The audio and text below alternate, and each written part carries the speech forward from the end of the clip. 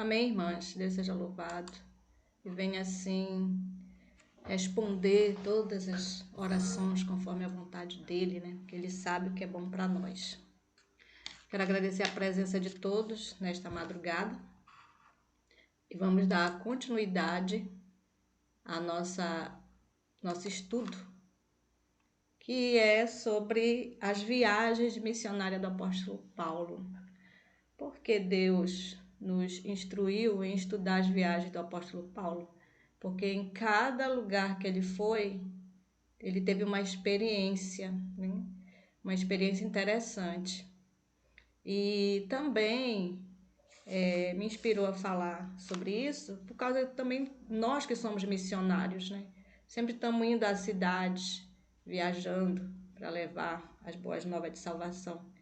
E a gente tem também momentos felizes e momentos tristes também, momentos com dificuldades, momentos leves.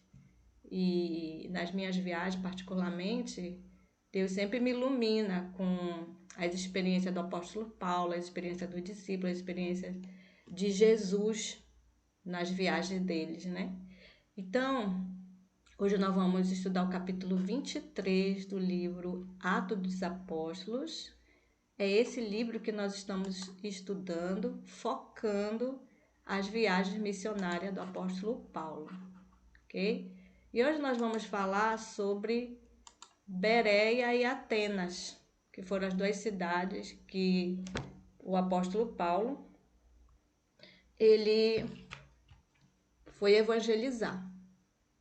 Então, em Atos 17:11, no livro da Bíblia, diz: ora, estes foram mais nobres do que os que estavam em Tessalônica. Lembra que a última mensagem que nós fizemos semana passada foi sobre Tessalônica. Mas diz que os de Bereia, da cidade de Bereia, eles foram mais nobres. Por quê? Por que eles foram mais nobres? Porque de bom grado receberam a palavra.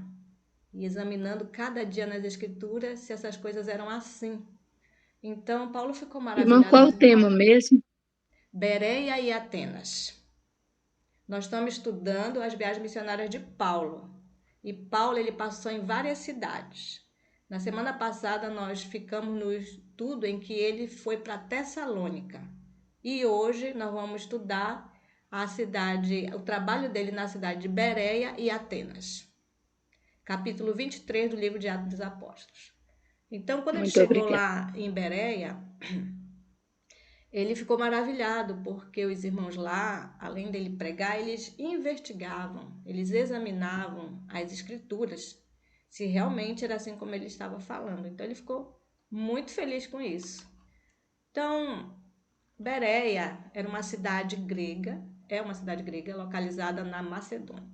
E Atenas, na época de Paulo, era a principal cidade grega da época e principal centro urbano da importante polis, que era a cidade-estado.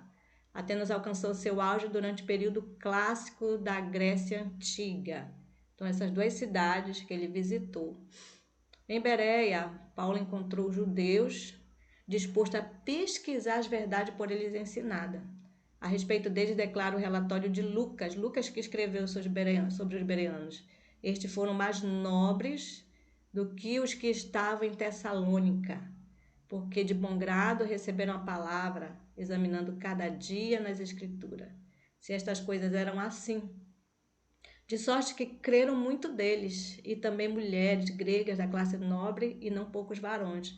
Então eles buscavam conhecer melhor, estudar. Eu sempre estou falando aqui para vocês, né? Nós estudamos aqui, só que o nosso estudo ele é resumido. E vocês têm que ser igual os bereanos. Os bereanos, não só ficar aqui resumido, no resumo, não. Buscar, ler, porque no livro está tudo detalhadamente. A Bíblia está também informações importantes. Então, eles pesquisavam, eles examinavam. E isso fez com que muitos creram, porque o que Paulo falava estava escrito. Isso é muito importante. Jesus sempre dizia, né? Está escrito. Agora, por que os bereanos compreenderam a palavra da verdade? diz assim que a mente dos bereanos não se achava limitada pelo preconceito. Às vezes, assim, você ouve uma mensagem, uma pregação, mas às vezes o orgulho, né? Porque eu sou adventista, movimento de reforma, orgulho, aí você não busca conhecer se realmente aquilo é verdade, o que está falando, e às vezes até perde, né, uma informação importante para você. Diz aqui que ele estava disposto a pesquisar a veracidade das doutrinas, pesquisar a veracidade, se realmente era verdade, pregada pelos apóstolos. Estudava a Bíblia, não por curiosidade, mas para que pudesse aprender o que havia sido escrito a respeito do Messias prometido. E diariamente examinava os relatos inspirados. E ao comparar texto com texto, anjos celestiais se colocavam ao lado deles, iluminando-lhes a mente e impressionando-lhes o coração. Então, quando eu busco realmente conhecer de Deus para a minha prosperidade espiritual, anjos me auxiliam. Agora, quando eu busco conhecimento mais para debates, para polêmicas, não são os anjos de Deus que ficam me auxiliando.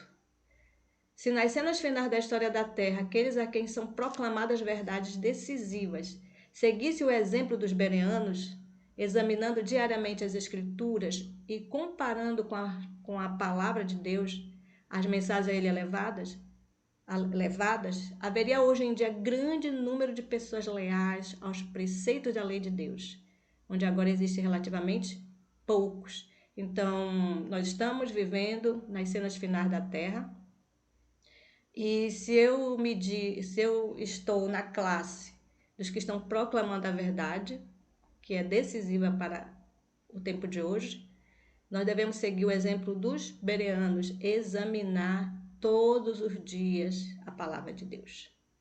Não é deixar a minha Bíblia empoeirada, pegar poeira e passa a semana eu nem abro a Bíblia, né? Não leio, não estudo, e eu tenho que estudar, comparar as mensagens, né? Infelizmente, hoje, isso poucos estão fazendo. E era para o povo de Deus fazer todos os dias isso. Está sempre estudando a Bíblia. E interessante, irmãos, que toda vez que a gente lê a Bíblia, com vontade, com desejo de aprender, Deus nos revela coisas maravilhosas. A Bíblia, ela nunca você sempre lê e você sempre descobre algo maravilhoso. Não, você diz, nossa, eu passei por aqui, e você já tinha passado por ali, mas toda vez que você vai lendo, Deus vai clareando a tua mente para compreender melhor. Então, é um livro inspirado, é um livro maravilhoso, onde contém preciosas mensagens. Agora, quais as consequências de não examinar diariamente a palavra de Deus? Mas, quando são apresentadas verdades bíblicas impopulares, muitos se recusam a pesquisá-las, embora incapazes de refutar os claros ensinos da Escritura. Manifestam extrema relutância em estudar as evidências oferecidas. Alguns presumem que, mesmo sendo essas doutrinas verdades incontestes, pouco importa aceitarem ou não a nova luz e apegam-se a fábulas agradáveis usadas pelo inimigo para desviar as pessoas. Assim são suas mentes cegadas pelo erro e ficam separadas do céu. Então, se eu não leio a Bíblia, se eu não estudo minuciosamente, quando vêm essas verdades impopulares, né, essas verdades, entre aspas, né, errôneas, o que acontece? Eu sou levado por esses ventos de doutrina com a palavra de Deus, né? Doutrinas de demônios. E aí a pessoa é completamente cegada pelo erro e se separam do céu, achando que estão na verdade. Então, por isso que é importante nós sempre estarmos nos alimentando da palavra de Deus, porque o Espírito Santo, ele nos alerta. Ele nos alerta. E tudo que vier, a gente precisa, peraí, deixa eu ver, isso aqui não está na Bíblia. Isso aqui não está na Bíblia. Então, eu não vou ler isso. Eu achei interessante, quando eu fui para Aracaju, a experiência de uma irmã quando ela aceitou a fé. A mãe dela não era da nossa fé, né, mas era uma pessoa muito temente a Deus, e ela lia muito a Bíblia. E ela dizia para a filha, leia a Bíblia. Leia a Bíblia, sempre leia a Bíblia, falava para ela. E a mãe morreu, e um dia ela sentiu a necessidade de ler a Bíblia. E ela foi descobrindo coisas maravilhosas da Bíblia, né? Descobriu sobre o sábado, o vestuário, está lá em Deuteronômio, né? Abominação a Deus, a mulher vestir roupa de homem. E ela foi trabalhando, né? E foi trabalhando aquelas leituras. E ela disse, vou procurar uma igreja. E foi para uma determinada igreja, mas ela viu que lá ela não tinha nada a ver com a Bíblia. Não tinha nada a ver com a Bíblia. Mas ela ficou lá, porque assim a pessoa ela sente a necessidade de se congregar. E ela começou a orar, né? Convidar o marido dela começou a ir com ela, e ela começou a orar, Senhor, não tem nada a ver isso aqui, com o que está escrito. Então, se for da tua vontade, me tira daqui, mas que venha, a resposta venha pela direção. E aí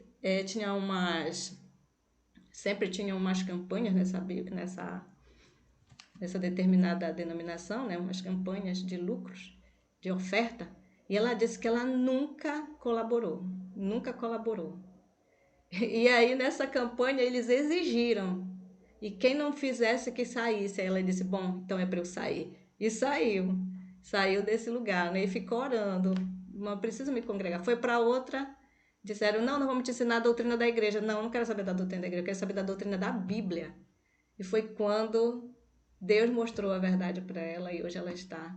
Porque ela viu, né? Que seguimos a Bíblia. Seguimos a Bíblia. Então, ela é uma bereana que estuda, né, a palavra de Deus. Agora seremos julgados pela luz que temos. Todos serão julgados de acordo com a luz que tem sido dada.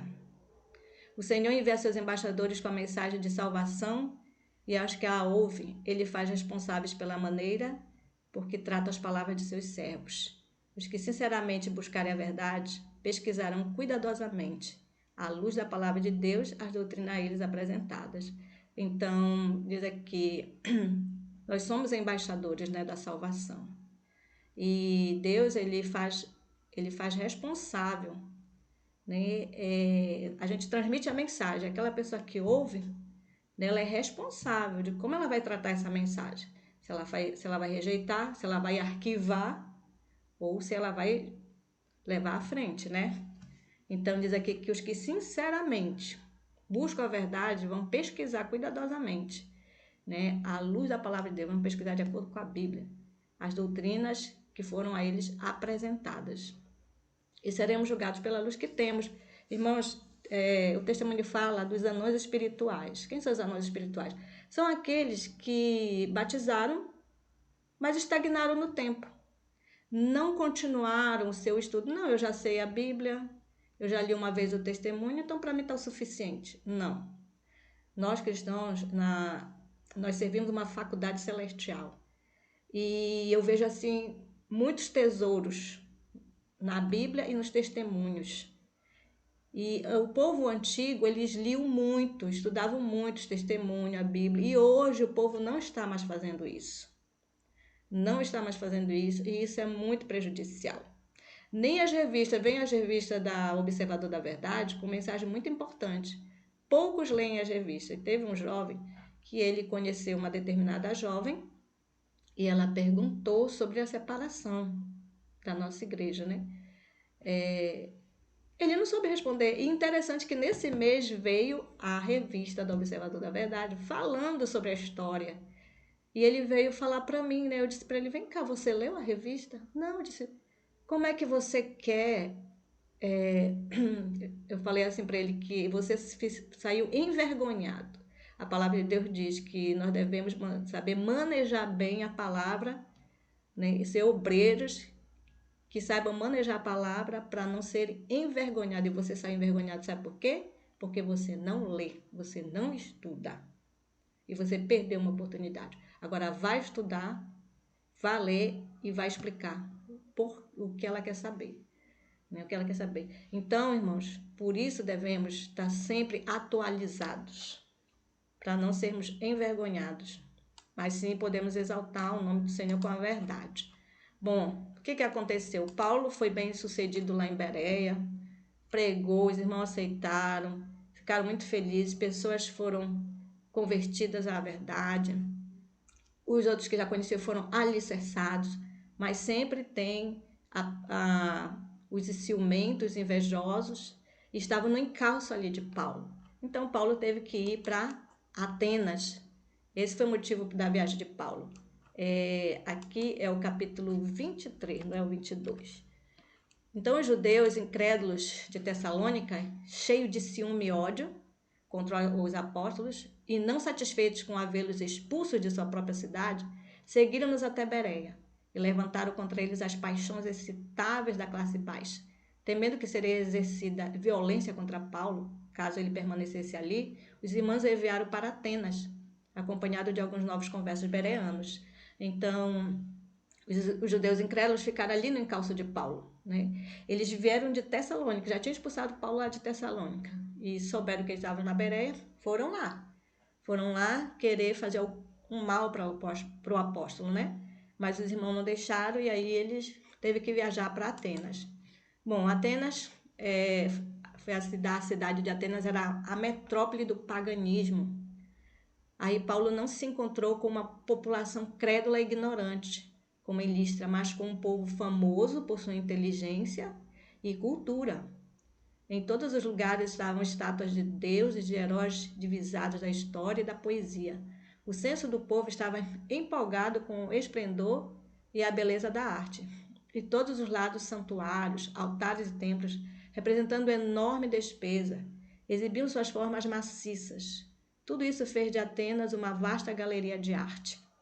Então, quando Paulo chegou a Atenas, uma cidade bonita, pessoas inteligentes, intelectuais, diferentes lá de Bereia, da cidade que ele tinha vindo, mas muito idólatra, né? Muitos deuses, muitas estátuas, muitos templos. E quando eu vejo assim a Grécia, que eu vejo aqueles monumentos, aqueles templos imensos, eu fico pensando, meu Deus, quantas almas morreram para construir esses templos, que foi só orgulho humano, né? Olhando Paulo a beleza e a grandeza que o rodeavam, e vendo a cidade toda entregar à idolatria, seu espírito se encheu de zelo por Deus, a quem via desonrado por todos os lados. Seu coração se comoveu de piedade pelo povo de Atenas, que apesar de sua cultura intelectual era ignorante do verdadeiro Deus. Então ele olhou aquela beleza todinha, né? Ele ficou triste por causa do povo ser ignorante e não conhecer o Deus verdadeiro, mas conhecer os outros deuses, os deuses humanos, mas não conhecer o Deus verdadeiro. E o coração dele ficou assim, cheio de zelo por Deus, porque ele via que o povo de Atenas desonrava Deus ali, mas também seu coração se comoveu de piedade, ele não ficou com raiva dos atenienses, mas ele teve um coração cheio de compaixão pelos atenienses e decidiu pregar sobre Deus, né? Só que ele se sentiu só, porque quando ele saiu de Bereia, Silas ficou, né? Silas e Timóteo ficaram, ele foi só.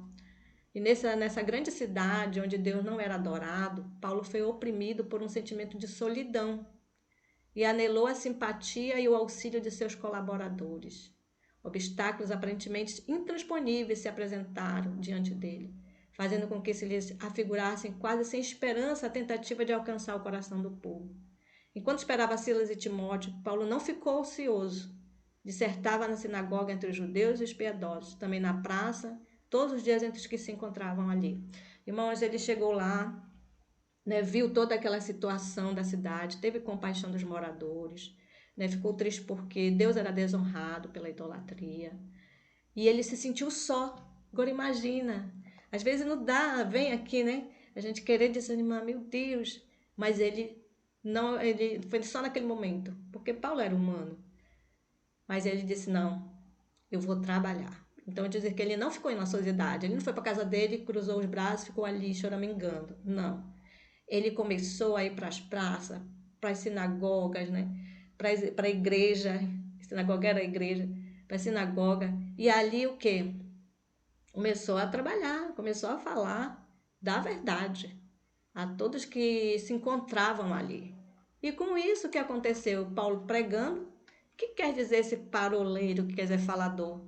Aí não demorou que os grandes homens de Atenas ouvissem a respeito da presença de mestre tão singular em sua cidade, que estava apresentando ao povo doutrinas novas e estranhas. Então eles dizem, que ele está falando? Que Deus é esse que ele está pregando? Alguns desses homens procuraram Paulo e entraram em conversação com ele. Logo, uma multidão de ouvintes se lhes reuniu em torno. Alguns estavam preparados para ridicularizar o apóstolo, como alguém que estivesse muito abaixo deles, tanto intelectual como socialmente. E diziam os zombeteiros: que quer dizer este paroleiro? Outros: porque eles anunciavam Jesus e a ressurreição. Diziam: parece que é pregador de deuses estranhos. Então, chegou aos ouvidos desses grandes homens de Atenas, né? Homens bem-sucedidos, homens intelectualmente e socialmente de posição bem elevadas, eles foram procurar Paulo. E procuraram ele e perguntaram, né? Só que eles foram com a intenção já de ridicularizar Paulo, de colocar Paulo no lugar dele. Mas eles encontraram outra coisa, né?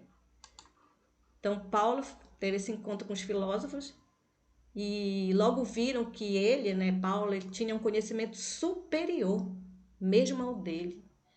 Sua capacidade intelectual impunha respeito aos letrados, ao passo que seu fervoroso e lógico raciocínio e seu poder de oratória captava a atenção de todo o auditório. E seus ouvintes reconheciam que ele não era nenhum aprendiz, mas era capaz de enfrentar seus opositores no próprio terreno deles, contrapondo lógica a lógica, filosofia a filosofia, eloquência a eloquência. Irmãos, eu acho muito importante essa experiência de Paulo para nós. Por quê? Porque Paulo, ele era um bom orador, ele sabia falar, ele tinha conhecimento, ele era um homem de oração, um homem espiritual. Então, quando você tem todos esses conhecimentos e você se põe na mão de Deus, você é uma arma poderosa na mão de Deus. E nós vamos ver aqui que Paulo, enquanto os filósofos foram lá, todos ali sábios, segundo o conhecimento humano, né, achavam que ia colocar Paulo lá embaixo, mas pelo contrário, foi Paulo que fez isso, né? Só que quando eles viram o que Paulo estava falando, aí disseram: olha, Paulo, cuidado, porque Sócrates morreu por pregar deuses estranhos. Mas o discurso do apóstolo cativaram a atenção do povo. E sua sabedoria, sem afetação, impunha-lhes admiração e respeito. E as pessoas começaram a admirar Paulo e respeitar a posição dele, né? Ele não foi posto em silêncio pela ciência nem pela ironia dos filósofos. Olha que bênção maravilhosa, né? Ele tinha argumento para tudo. Convencendo-se de que ele estava disposto a concluir sua missão entre eles, e apesar dos riscos a contar sua história, decidiram ouvi-lo com boa disposição. Então Paulo disse: não, eu estou aqui, preciso falar a verdade. Então ele disse: bom, já que ele não tem medo de morrer, né, então vamos ouvi-lo. E eles levaram ele para o Areópago, que é este lugar aqui, que hoje está só ruínas, que era o Tribunal de Justiça. E lá eles começaram o diálogo e Paulo começou a falar de Deus, né? Então, a sabedoria de Paulo. Ao seu redor reuniram-se poetas, artistas, filósofos, intelectuais e sábios de Atenas, que assim se dirigiram: poderemos nós saber que nova doutrina é essa que falas? Pois coisas estranhas nos trazem aos ouvidos. Queremos, pois, saber o que vem a ser isto. Varões atenienses, disse Paulo, em tudo vos vejo um tanto supersticiosos, porque passando eu e vendo os vossos santuários, achei também um altar em que estava escrito ao Deus desconhecido. Alguns, todavia, que ali estavam, almejavam maior luz, estavam procurando alcançar o infinito. Paulo esvaziou seu coração e expôs os erros da religião dos atenienses. Os mais sábios entre seus ouvintes ficaram admirados ao atentarem para a sua argumentação. Ele mostrou estar familiarizado com suas obras de arte, literatura e religião. Declarou que Deus não pode ser assemelhado à forma de imaginação humana. Então, o que foi interessante? Paulo visitou a cidade, entrou nos templos e ele viu no templo deles, dos deuses dele, um lugar lá vazio, mas estava escrito assim: ao Deus desconhecido. E o Espírito Santo iluminou ele para falar desse Deus desconhecido. E Paulo também, ele não confrontou eles desdenhando dos deuses dele, mas ele falou de uma maneira sábia, mostrando que ele conhecia cada deus deles. Isso Isso chama a atenção dos atenienses. Então, Paulo aproveita a oportunidade para falar do Deus desconhecido, né? O Deus que fez o mundo e tudo que nele há, sendo Senhor do céu e da terra, não habita em templos feitos por mão de homens, nem tampouco é servido por mão de homens, como que necessitando de alguma coisa, pois ele mesmo é quem dá a todos a vida e a respiração e todas as coisas. Paulo falou de Cristo, da sua vinda, ressurreição, porquanto tem determinado um dia em que com justiça há de julgar o mundo, por meio do varão que destinou, e disto deu certeza a todos, ressuscitando dos mortos. Então, quando ele falou ressuscitando dos mortos, aí ele, espera aí, como Paulo se referisse à ressurreição dos mortos, uns escarneciam. Não, que negócio é esse já de ressurreição? Outros diziam para ele, acerca disso te ouviremos outra vez. Então eles não quiseram mais ouvir e pararam a conversa por aí. Então, a decisão dos atenienses terminou ali. Então, terminou o trabalho do apóstolo em Atenas, o centro da cultura pagã, pois os atenienses, apegando-se persistentemente à sua idolatria, viraram as costas à luz da verdadeira religião. Entre os que ouviram as palavras de Paulo, estavam alguns a cuja mente as verdades apresentadas levaram à convicção. Mas eles não se quiseram humilhar para conhecer a Deus e aceitar o plano da salvação. Nenhuma eloquência de palavras, nem força de argumento pode converter o pecador. Somente o poder de Deus, né, pode imprimir a verdade no coração. Aquele que persistentemente se desvia desse poder não pode ser alcançado. Os gregos buscavam a sabedoria e a mensagem da cruz era para eles loucura, porquanto valorizavam sua própria sabedoria mais que a sabedoria que vem do alto. Então, os atenienses, eles se achavam muito melhor, né? Muito melhor, pela sua intelectualidade, seu conhecimento da ciência, da filosofia. Então, acharam que a mensagem de Paulo não tinha nada a ver com eles. E eles preferiram continuar na sua idolatria, virando as costas para a luz. Em sua sabedoria humana e orgulho intelectual se encontra a razão porque a mensagem do evangelho teve comparativamente pouco êxito entre os atenienses. Os sábios segundo o mundo, que forem a Cristo como pobres perdidos, pecadores, tornar-se sábios para a salvação. Mas os que forem como pessoa de importância, gabando-se de sua própria sabedoria, deixarão de receber luz e o conhecimento. Seus esforços em Atenas não foram inteiramente em vão. Dionísio, um dos mais preeminentes cidadãos, e alguns outros aceitaram a mensagem do evangelho e uniram-se completamente aos crentes. Irmãos, nós temos que ter muito cuidado. Infelizmente, hoje, eu estou falando de nós, que estamos na igreja. Muitos estão procurando orgulho intelectual, sabedoria humana. Sabedoria humana. Estão priorizando isso. Nós devemos sim ter um conhecimento secular, mas não priorizar isso. Tem uns que começam uma faculdade, aí começa a vacilar, não vai nos cultos, não se congrega mais, não estuda mais a Bíblia. As coisas de Deus vão ficando em segundo plano. E o conhecimento humano, né, secular, vai ficando em primeiro lugar. E vão se distanciando. Aí termina a faculdade, eu preciso fazer um bacharelado, eu preciso fazer isso, preciso fazer aquilo. E aí, sim, consegue um intelecto muito alto, conhecimento muito alto, mas um conhecimento humano, e o conhecimento de Deus vai ficando para trás. E se eu colocar o meu conhecimento de Deus na frente e o humano atrás, nossa, é uma ferramenta muito poderosa para Deus, né? Mas infelizmente hoje em dia isso é o contrário. E foi o que aconteceu com os atenienses. O orgulho intelectual deles falou mais alto do que o conhecimento de Deus. Eles deixaram o conhecimento de Deus para terceiro, quarto plano e nem quiseram saber. Mas, para honra e glória de Deus, sempre fica uma sementinha. E a sementinha ficou no coração de Dionísio.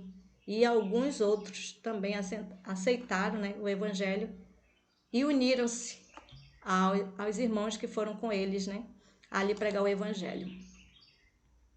E pregando para o sábio segundo o mundo, Hoje, as verdades das Escrituras devem ser levadas perante os grandes homens do mundo, para que possa escolher entre a obediência à lei de Deus e a aliança com o príncipe do mal.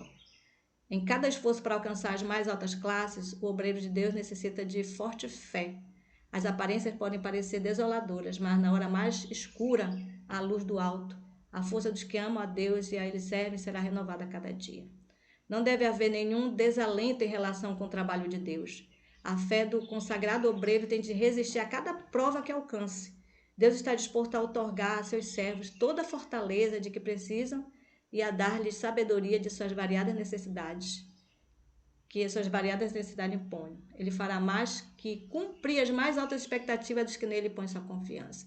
Irmão, nós precisamos, tem pessoas que têm dificuldade de chegar, né, a uma pessoa de um cargo elevado, um diretor, um gerente, e teve uma experiência de uma equipe de comportagem que foi comportar em Brasília, né, lá no Congresso.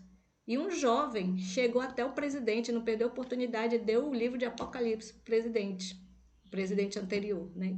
Então, nós não devemos ter vergonha. Tem pessoas que têm o espírito de inferioridade, que acha que ela é inferior. Ninguém é inferior. E nós devemos aproveitar a oportunidade e pregar para os grandes homens deste mundo. Assim como Paulo só estava ali, só doutor, estava ali na presença dele, né? Só os grandes magistrados, pessoas de conhecimento, mas ele não perdeu a oportunidade. E Deus usou ele de uma forma maravilhosa. Deus nos dá essa promessa, que se você está buscando verdadeiramente ficar no canal da bênção, conectado com Deus, ele vai te usar. Não é preciso você se preocupar não, né? Então nós precisamos, em cada esforço para alcançar as mais altas classes, diz aqui, né? E o obreiro de Deus, ele necessita de forte fé, de uma consagração, para ele poder ser usado pelo Espírito Santo e poder fazer a obra de Deus. E ele dá a promessa, né, que o obreiro tem de resistir a cada prova que o alcance. Deus está disposto a outorgar a seu servo toda a fortaleza de que precisa e dar-lhe sabedoria que suas variadas necessidades imponham, assim como ele fez com Paulo. Ele está disposto a fazer por nós, basta a gente se colocar no canal da bênção. Então, que Deus nos ajude a não ter medo, mas ter coragem, força, ânimo.